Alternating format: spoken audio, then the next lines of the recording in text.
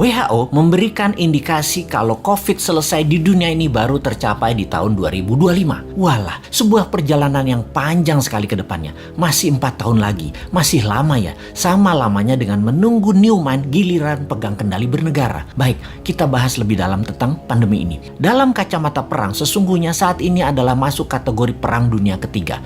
Perang dunia secara harafiah ya artinya ada musuh bersama. Musuh bersama saat ini adalah makhluk tak terlihat, makhluk kasat mata. Karena masuk kategori perang, maka pasti ada tumpah darah, ada casualties. Yang ujungnya ada yang menang, ada yang kalah. Karena masuk kategori perang, maka sesungguhnya strategi bernegara harus pakai war mode, strategi perang. Dalam strategi perang, jurusnya cuma satu, survival, harus hidup. Terlepas nanti perangnya kalah atau menang. Untuk hidup, kita lakukan apapun sekali lagi untuk tetap hidup. Apalagi sebuah bangsa yang harus tetap hidup. Apalagi sebuah negara yang harus tetap hidup.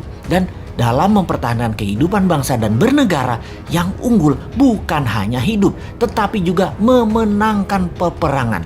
Untuk menang perang, kita harus bertempur hebat, punya mental baja, kompak, dan punya strategi jitu. Menurut pakarnya, siapa lagi yang saya ambil referensinya kalau bukan Ibu Siti Fadilah yang saya kenal baik. Beliau banyak menginformasikan melalui YouTube channelnya juga. Kita sarikan bahwa virus punya sifat alami untuk survival, untuk tetap hidup.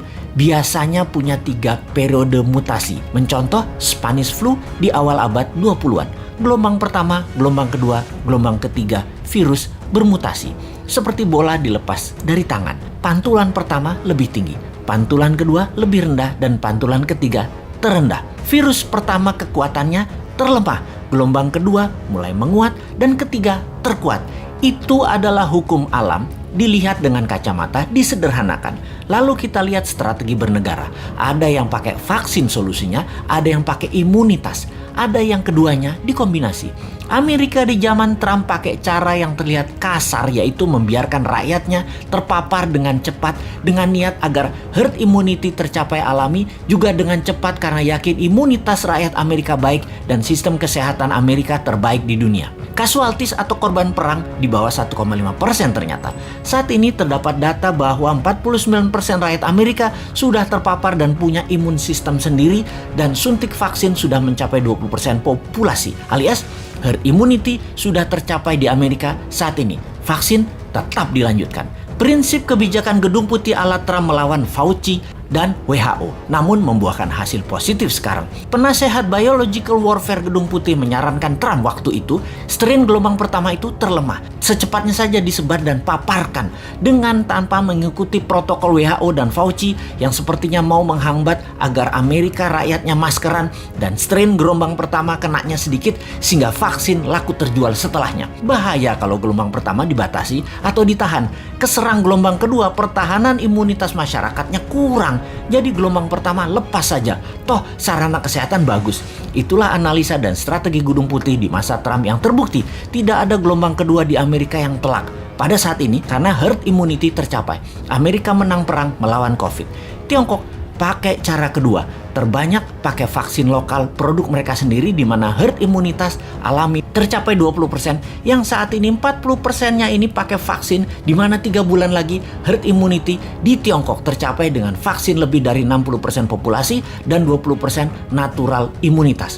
Tiongkok menang juga perang melawan COVID. Gelombang kedua ketika terlambat vaksin dipakai maka akan berat karena mutasi virus sudah lebih kuat. Dan yang tanpa vaksin terpapar gelombang kedua menjadi berat lagi pengaruhnya atas kesehatan adalah benar.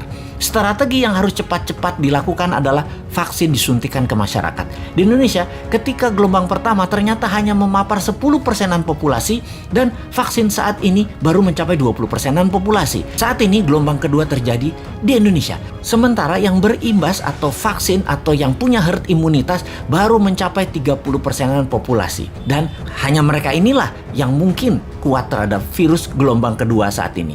Dan mudah-mudahan sekali lagi tidak ada gelombang ketiga mutasi COVID yaitu COVID yang terakhir mutasinya yang terkuat. Kita harus segera mencapai herd imunitas saat ini, segera. Inilah hal yang kasihan pada pemerintah saat ini. Kita tidak menyalahkan hal ini sudah terjadi, tetapi kita harus melihat ke depan.